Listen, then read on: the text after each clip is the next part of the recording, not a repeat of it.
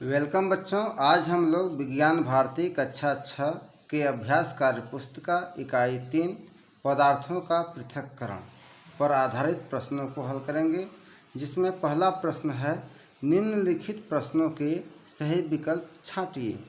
क चावल से कंकड़ के पृथक्करण का मुख्य आधार है। तो बच्चों, चावल से कंकड़ के पृथक्करण का मुख्य आधार होता है कंकड़ की आकृति, आकार एवं रंग चावल से भिन्न होना। ठीक है, तो पहला विकल्प मेरा सही है। दूसरा है ख तलछटीकरण अथवा निथारने की क्रिया द्वारा ठोस तथा द्रव के उन्हीं कणों के घटकों को पृथक करते हैं जो जल में अघुलनशील एवं तली में बैठ जाते हों। ठीक है ना, तो विकल्प 2 सही होगा। ग दूध या दही मथने पर मक्खन के कण पृथक होकर ऊपर आ जाते हैं। इसका प्रमुख कारण है मक्खन के कणों का हल्का होना। ठीक है। प्रश्न 2 रिक्त स्थानों की पूर्ति कीजिए। क में अंतर के कारण चालना संभव हो पाता है। तो आप घर में चालते हुए अनाज को देखे होंगे, जिसमें 2 प्रकार के अनाज होते हैं। जैसे अगर चना है और मसूर है, तब हम चालते हैं तो मसूर हमारा नीचे गिर जाता है, चना जो है बच जाता है। ठीक है ना, तो यहाँ पर हम आकार लिखेंगे। आकार में अंतर के कारण चालना संभव हो पाता है। अगर अंतर नहीं रहेगा उसके आकार में तो हम चाल नहीं पाएंगे, चाल करके पृथक नहीं कर सकते हैं। ठीक है, तो यहाँ पर हम आकार भर दिए हैं। ख जल से बालू पृथक करने की सुगम विधि तलछटीकरण और निथारना है। अगर बालू और पानी का मिश्रण होगा तो उसे हम तलछटीकरण के द्वारा ही बालू को अलग कर सकते हैं। ठीक है ना। ग है जल वाष्प का द्रव में बदलना संघनन कहलाता है। ठीक है।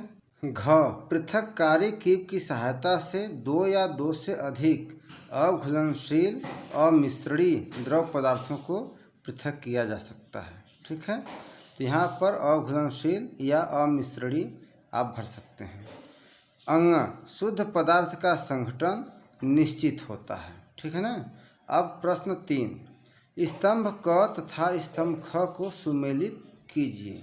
ठीक, तो यहाँ पर लिखा है संघनन। तो संघनन क्या होता है? जल वाष्प का ठंडा होकर जल में बदलना। तो इसे हम इस तरह से मिला देंगे, इसे क को थर्ड से। ठीक है ना। अपकेंद्रण, अपकेंद्रण का मतलब दही को मथकर मक्खन निकालना। तो अपकेंद्रण को हम चौथे से मिला दिए। चुंबकीय पृथक्करण, तो चुंबकीय पृथक्करण में ये होगा लकड़ी के बुरादे से लोहे की कील पृथक करना। ठीक है ना। क्रोमैटोग्राफी, क्रोमैटोग्राफी किसी मिश्रण के अवयवों को अलग अलग करने की तकनीक है क्रोमैटोग्राफी।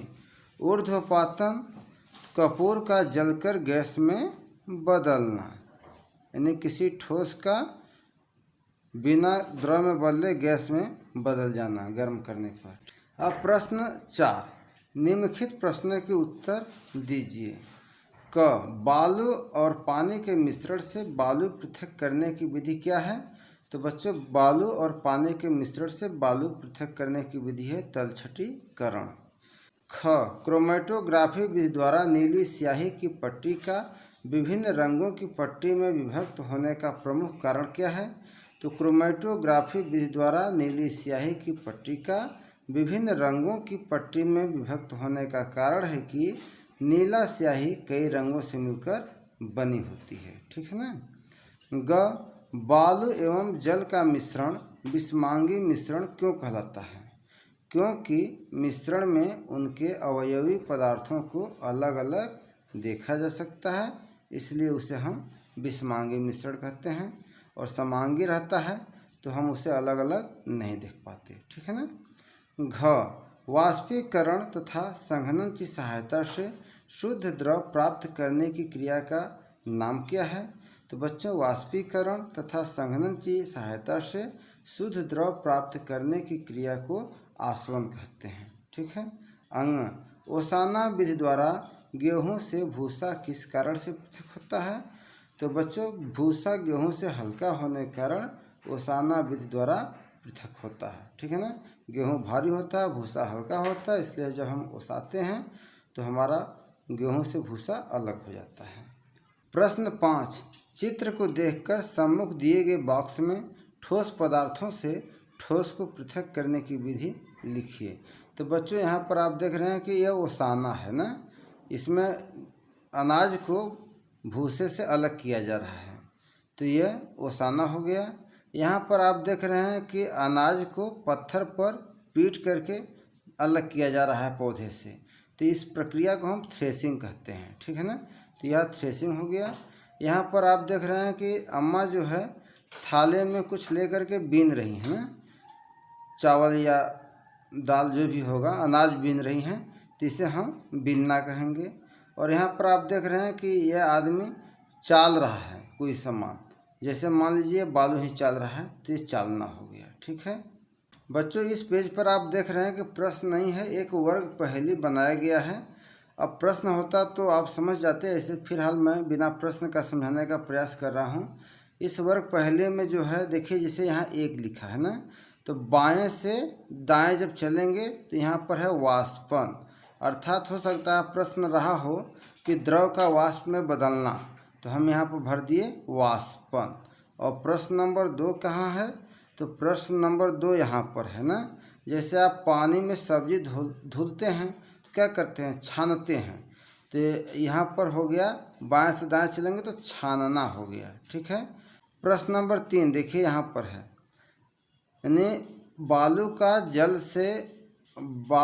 जल से अलग करना, तो तलछटीकरण हो गया ना, बाएं से दाएं जाने पर तलछटीकरण।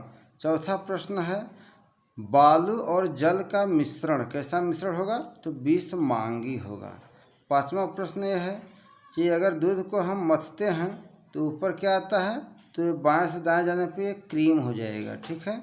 6ठा प्रश्न जैसे है, अगर 2 प्रकार की ठोस वस्तुएं हैं, एक छोटा आकार में है और एक बड़ा, यानी भिन्न भिन्न आकार के हैं, तो उसे हम कैसे पृथक करेंगे, तो ये हो जाएगा चालना, ऊपर से नीचे आने पर चालना। 7वां प्रश्न में आप देखिए लिखा है यहाँ पर संघनन, तो प्रश्न बन सकता है कि वाष्प का द्रव के रूप में बदलना, यानी वाष्प का द्रव में बदलना क्या कहलाता है, तो ये हो जाता है संघनन, संघनन कहलाता है। और 8वां प्रश्न कहाँ पर है, तो 8वां यहाँ पर है, तो यहाँ देखिए ऊपर से नीचे आएंगे तो यह है पानी ना, तो पानी हो गया। और फिर 9वां प्रश्न ये क्या है, कंकड़, देखिए कंकड़, तो कंकड़ हो गया। और फिर 10वां है धान, अब प्रश्न तो है नहीं, अब खरबी का फसल क्या है, तो आप धान कर सकते हैं। उसी तरह से कोई प्रश्न रहा होगा जिसका उत्तर कंकड़ आएगा, ठीक है ना। अब फिर देखिए 11वां में ओसाना, तो ओसाना हो गया, ठीक है। तो इस तरह से 1 से 11 प्रश्न बना होगा, इसमें प्रश्न नहीं लिखा है, ठीक है। तो बच्चों आज बस इतना ही।